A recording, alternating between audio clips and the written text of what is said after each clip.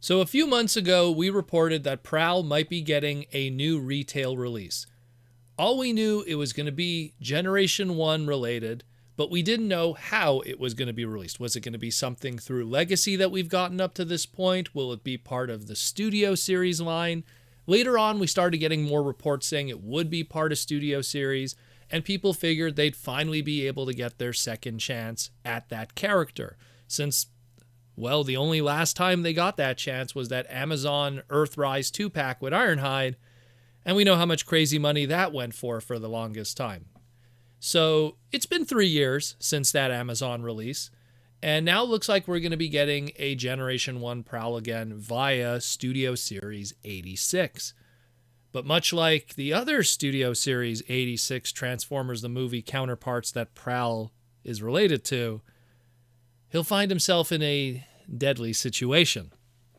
Both his Voyager G1 Ironhide counterpart and the core class Ratchet found themselves with that dreaded shuttle scene background, which led to their demise in more ways than one.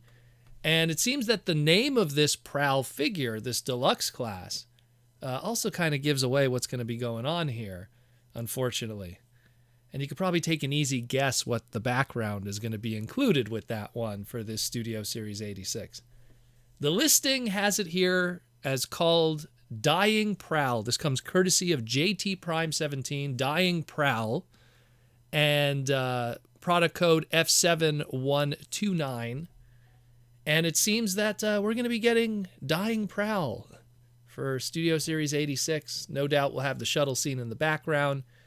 The code reveals, though, that he's going to actually be part of a 2-pack.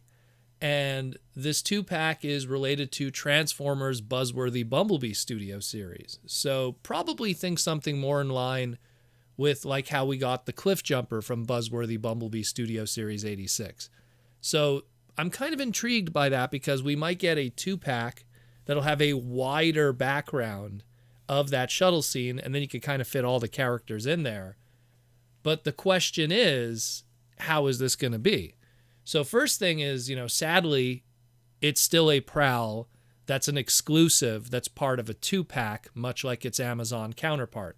Now, granted, it's going to be a Target exclusive because it's Buzzworthy Bumblebee, and we don't know who he's paired with at the moment.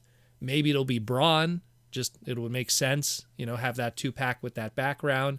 We're getting a Brawn at some point through Studio Series regular. Maybe it'll be a Brawn that's done in toy colors, and this one will be done in accurate show colors. Who knows? One or the other. But we'll see with that. No confirmation on who his pack-in 2-pack buddy will be. But it'll definitely be a Target exclusive through Buzzworthy Bumblebee due to the coding of this listing here. The next question is, will he come with a normal body of Prowl? Maybe just pretty much a repaint of what we got through the Amazon exclusive, with maybe some slight paint changes to make it a little more accurate. Maybe with an interchangeable flaming mouth head. Who knows? Some battle damage there too. Or will he be sold completely as a battle damage dead Prowl with chest damage and just the flaming head is the only head that's available for the figure? I mean, it's not the first time we've gotten dead Transformers as product. I mean, dead Optimus Prime in different shapes or forms have been multiple releases through different occasions, be it Sleep Mode Optimus or Fallen Leader or whatever you want to call it, all the different versions we got throughout the years, both transformable and not transformable. So a Dying Prowl doesn't surprise me, but if it gives people another opportunity to get this character for their modern G1 display, and I know there's a lot of people still gunning for it because of those secondary market values and how quickly the Amazon version sold out, I'm happy for them. They'll get their opportunity, and that's pretty cool. I mean, I'm just kind of intrigued by a Dying Prowl figure and how that'll turn out. That'll be pretty interesting. Now I'm just worried about Brawn. Oh no, what's going to happen to my poor Brawn? Next thing that's on this listing also is it looks like we're going to be getting a G2 Wildrider. Not too surprised with this one considering some of the others we've already talked about. It seems that according to the listings here by JT Prime 17, he will be replacing the G2 Shadow Strip that was originally supposed to be part of the case assortment as a package refresh. So we will be getting a brand new G2 Wildrider. Of course, this is a repaint of the Legacy Deluxe figure that we got last year, just of course done in those unreleased G2 colors of yellows. No doubt will probably be maybe even part of the Toxitron collection that we've already seen stuff from, kind of that whole unreleased centric kind of line.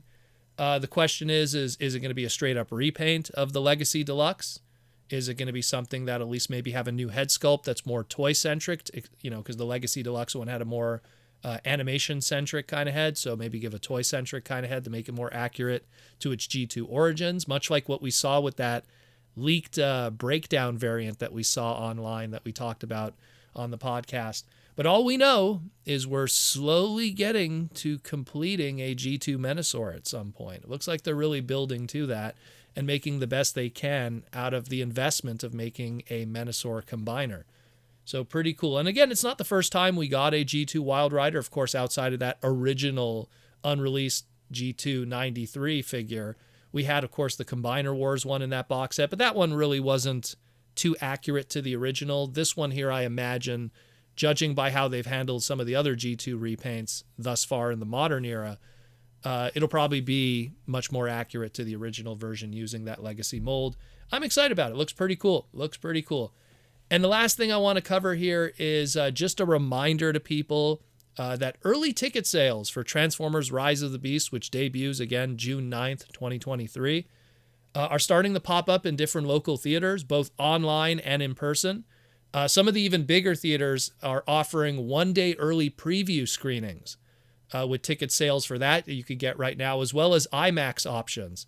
So be sure to check your local theaters and inquire if you want to get a little Beast Wars Transformers in your life. And that's more or less it for the news today. Pretty exciting stuff here and there. Some Transformer toys, some Transformer movies, and some Transformer action. Thanks again for listening to the Transformer Slag podcast, and I'll talk to you again real soon in the near future.